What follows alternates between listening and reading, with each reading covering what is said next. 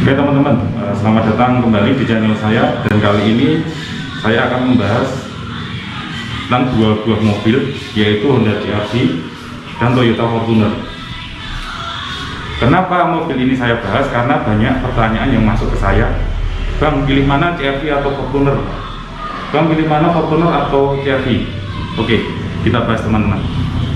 Sebenarnya dua mobil ini tidak pantas untuk dibandingkan, karena bisnis mobil ini berbeda ya teman-teman. Kalau mobil Fortuner ini dia adalah SUV, dan CR-V ini adalah lebih ke crossover. Tapi mungkin teman-teman membandingkan, apalagi ini bulan Desember, pasti teman-teman banyak yang mau beli mobil. Mungkin karena harga yang agak mirip. Kalau adil dalam membandingkan, harusnya Fortuner dengan Pajero atau Isuzu MU-X, dan CR-V dengan Mazda CX-5 atau Nissan X-Trail. Tapi nggak masalah, nanti akan saya jelaskan untuk kelebihannya beserta kekurangannya kedua mobil ini. Oh ya teman-teman, perlu digarisbawahi bahwasanya saya tidak pamer untuk saya punya mobil ini, tidak sama sekali. Saya lebih untuk berbagi pengalaman sebagai pengguna, bagaimana rasanya berkendara Fortuner, bagaimana rasanya memiliki sebuah CR-V, perawatannya dan lain-lain. Jadi teman-teman nanti bisa untuk membandingkan. Yang pertama dari harganya. Kalau CR-V yang tahun 2021 gitu Honda Sensing itu harganya 567, sekitar segitu di Jawa Tengah, dan Fortuner sekitar 555. Jadi untuk harga mirip-mirip. Terus yang kedua dari segi perawatan, kalau di Toyota Fortuner dia gratis sampai 4 tahun, dari jasa, dari oli, dari spare part dia benar-benar gratis. Kalau dari Honda dia cuma gratis jasanya saja. Ini di Jawa Tengah ya teman-teman. Jadi untuk Fortuner dia lebih ekonomis. Yang ketiga dari segi bahan bakar. Kalau Fortuner saya isi dengan Pertamina DEK. Saya menghindari untuk biosolar. Untuk CR-V saya memakai Pertamax. Konsumsi bahan bakar keduanya agak mirip-mirip teman-teman. Untuk 1 liter bensin untuk Fortuner bisa 1,12, kalau CR-V 1,11, 1,10. Mungkin pertimbangannya tidak menutup kemungkinan karena bisa diisi biosolar. Kalau teman-teman ngisi biosolar, jelas Fortuner lebih ekonomis. Terus yang keempat adalah untuk dari segi kenyamanan. Ini dari sisi pengguna ya teman-teman, bukan cuman berandai-andai. Saya memakai CR-V ini selama 3 tahun, memakai Fortuner ini yang baru ini sudah 2 bulan, tapi sebelumnya saya juga memakai Fortuner generasi sebelumnya. Untuk kenyamanan, CR-V lebih menang karena dia basisnya adalah Honda Civic yang ditinggikan, dan sasisnya monokok. Terus jarak main suspensi dia lebih pendek, ground clearance juga lebih pendek, wheelbase-nya juga lebih pendek. Itu berakibat dari segi pengendalian dia lebih stabil dan juga lebih lincah untuk selap-selip. Misal kita pakai di dalam kota, dan di dalam kabin dia lebih nyaman teman-teman. Body roll-nya minim sekali. Jadi untuk kenyamanan Honda CR-V itu lebih menang. Tapi untuk ketangguhan, misal kita pakai di jalan-jalan semi off-road atau kita ke kampung-kampung, kita ke daerah-daerah, Fortuner lebih bisa diandalkan karena dia mempunyai ground clearance yang lebih tinggi dengan torsi yang lebih besar. Apalagi untuk Fortuner dia memakai sasis leather frame yang mana dia lebih kuat, lebih rigid bila dipakai di medan-medan yang semi off-road. Apalagi teman-teman kalau tinggalnya di daerah luar Jawa yang infrastrukturnya belum bagus kayak di Jawa. Jadi Fortuner dia lebih tangguh teman-teman, dan CR-V dia lebih nyaman gitu. Selanjutnya adalah soal fitur ya. Bisa dikatakan dua mobil ini fiturnya sebanding teman-teman. Fitur kenyamanan, fitur entertainment ya, fitur keselamatan, kedua mobil ini imbang. Jadi fitur-fitur standar kayak EBS, EBD, VSA, terus ya, rear kamera, terus untuk AC dual zone yang standar-standar itu ada semua. Maklum ini mobil di atas 500 juta ya teman-teman. Kecuali teman-teman memilih Honda CR-V Prestige yang Honda Sensing, fiturnya dia lebih menang daripada Fortuner untuk fitur. Kalau teman-teman memilih yang Honda Sensing ya, tapi di luar itu kedua mobil ini punya fitur yang mirip-mirip saja, kecuali di electric parking brake. CR-V udah ada, tapi kalau Fortuner dia masih manual.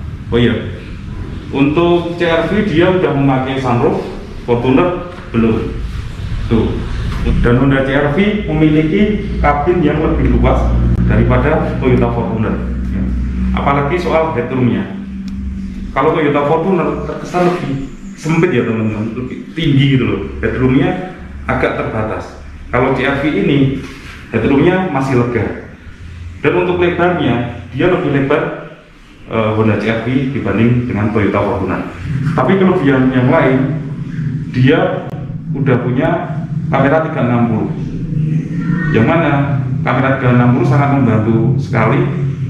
Misalnya ada objek-objek yang berada di area blind spot kita. Terus dari segi interior, saya boleh mengatakan bahwa kedua mobil ini imbang teman-teman, dimana dia keduanya memakai jok kulit, ya, lampu kabin yang sudah LED semua, ada electric seat juga. Jadi untuk kedua mobil ini imbang, kecuali CR-V dia memakai bahan soft yang lebih banyak daripada Toyota Fortuner.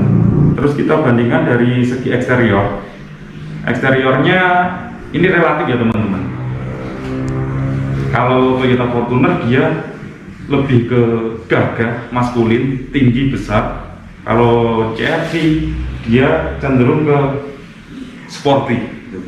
Ini relatif tergantung dari penilaian teman-teman. Terus untuk soal transmisi, Honda CR-V memakai CVT dan Toyota Fortuner masih memakai transmisi matic konvensional, di mana CVT lebih halus, ya, minim hentakan, tapi perawatannya harus lebih ekstra. Contohnya, kalau misalnya di buku manual pergantian oli transmisi 40.000 km harus diganti, tapi selama saya menggunakan Honda CR-V ini per 20.000 km sudah saya ganti, karena saya punya pengalaman yang agak kurang enak di Honda Jazz GD3, dimana transmisi tersebut, CVT tersebut agak ringkih teman-teman.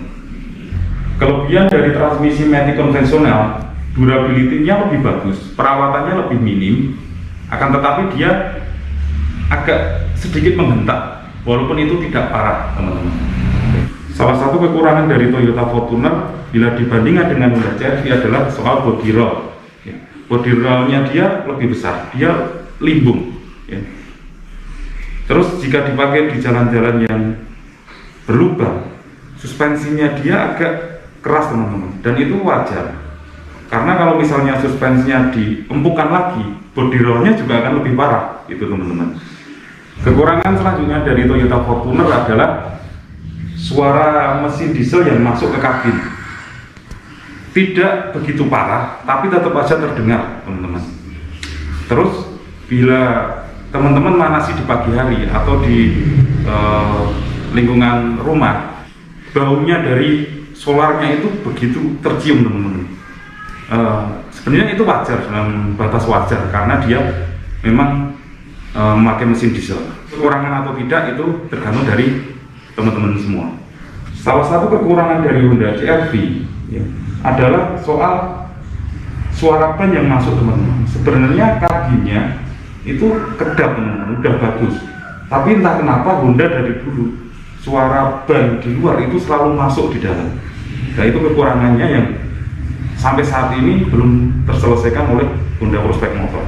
Kekurangan selanjutnya dari Honda CR-V menurut saya pribadi adalah dalam hal torsi teman-teman. Torsi dari Honda CR-V ini cuma 240 Nm. Itu lebih kecil daripada Toyota Kijang Innova. Gimana kalau kita membawa mobil dengan torsi kecil, itu agak capek teman-teman. Memang benar, power CR-V dia lebih besar daripada Fortuner. Fortuner cuma 150 PS dan CR-V sudah mendekati angka 190 PS. Dia sangat kencang, ya. Bisa saya katakan dia powernya besar, tapi untuk torsinya dia kecil. Kalau boleh saya membuat analogi, Honda CR-V seperti kalau motor adalah Yamaha RX King. Dia bisa berlari kencang, tapi tenaganya, torsinya dia kurang. Terus kalau Toyota Fortuner, dia seperti Honda Tiger. Torsinya gede, buat nanjak-nanjak itu enak, tapi untuk powernya dia kurang. Kelebihan Honda CR-V dibandingkan dengan Toyota Fortuner selanjutnya adalah visibilitas yang lebih bagus. Misalnya kita tengok kanan, kiri, depan, dia lebih luas dan lebih terkesan lebih presisi daripada Toyota Fortuner. Untuk fitur kedua mobil ini imbang.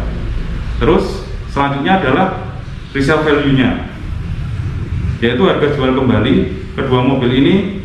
Kalau saya lihat dari forum jual beli, Fortuner dan CR-V harga jualnya mirip teman-teman, masih bertahan. Untuk CR-V yang 15 ini harganya sekitar tahun 2018-2019 dia 400 sampai 425 juta. Fortuner yang tahun 2018 sampai 2020 antara 400 sampai 450 juta. Jadi untuk harga jual kembali mereka mirip. Selanjutnya untuk pajak tahunan teman-teman, Honda CR-V dan Toyota Fortuner lagi-lagi mirip teman-teman. Dimana tahun ini Honda CR-V saya pajak di Jawa Tengah itu sekitar 7.500.000 sampai 7.600.000. Kalau Fortuner berbunyi Uniper sekitar 8.250.000. Ya, bisa dikatakan mirip karena di STNK itu sama-sama ditulis jenis kendaraannya adalah Jeep. Jeep teman-teman, memang benar-benar Jeep. Kok bisa ya ditulis Jeep ya? Bukannya Jeep itu merek mobil di Amerika. Ya, pada akhirnya saya berani mereferensikan kedua tipe mobil ini kepada teman-teman semua. Dia memiliki banyak keunggulan, banyak faktor, banyak sisi daripada kompetitornya. Untuk Honda sendiri dan juga Toyota, bengkelnya tersebar di mana-mana, spare part-nya tergolong murah dan mudah. Terus untuk build quality-nya juga tidak mengecewakan karena mobil ini juga tergolong mobil yang agak premium. Terus untuk kelebihan lainnya adalah untuk mesinnya, ya, mesin Honda L series, yaitu Honda CR-V memakai L15, itu sama dengan yang dipakai oleh Brio, Mobilio, BRV, dan itu mesin yang sangat badak. Mungkin bisa, kalau perawatannya itu benar, mungkin bisa dipakai 15 sampai 25 tahun. Begitu juga di Fortuner, dia memakai DD series sama seperti yang dipakai oleh Kijang Innova, ya, Toyota Hilux, bahkan Land Cruiser pun memakai mesin DD series, yang artinya dia badak. Yang saya sampaikan tadi adalah kelebihan dan kekurangan bila mana kedua tipe mobil ini ya diadukan ya teman-teman, head to head. Tapi secara umum mobil ini oke lah, dari semua sisi, dari fiturnya, dari kenyamanannya, dari resale value, terus dari perawatannya dan lain-lain itu masuk akal untuk dibeli. Misalnya teman-teman punya uang sekitar 550 sampai 600 juta, udah nggak usah mikir, pilih Fortuner atau CR-V, tinggal disesuaikan kebiasaan teman-teman bawa mobil itu kemana. Jika teman-teman memakai kendaraan tersebut hanya di dalam kota atau maksimal hanya di daerah tersebut, atau misalnya di kota Jakarta, di Semarang, di Surabaya, dan jarang sekali keluar kota, pilihlah Honda CR-V karena dia lebih lincah, lebih bagus pengendaliannya, lebih nyaman dibanding dengan Toyota Fortuner. Kalau saya pribadi yang sering keluar kota, sering ke kampung-kampung, bahkan sering road trip beberapa minggu, saya lebih memilih Fortuner ini. Ya. Misalnya juga bapak-bapak yang mau arogan, ya kan, lebih memilih Fortuner. Kalau tante-tante yang sering ke mall, sering cuman ke dalam kota, mending pilih Honda CR-V ini.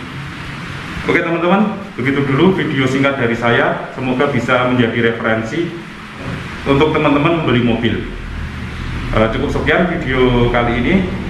Sampai jumpa kembali. Assalamualaikum warahmatullahi wabarakatuh.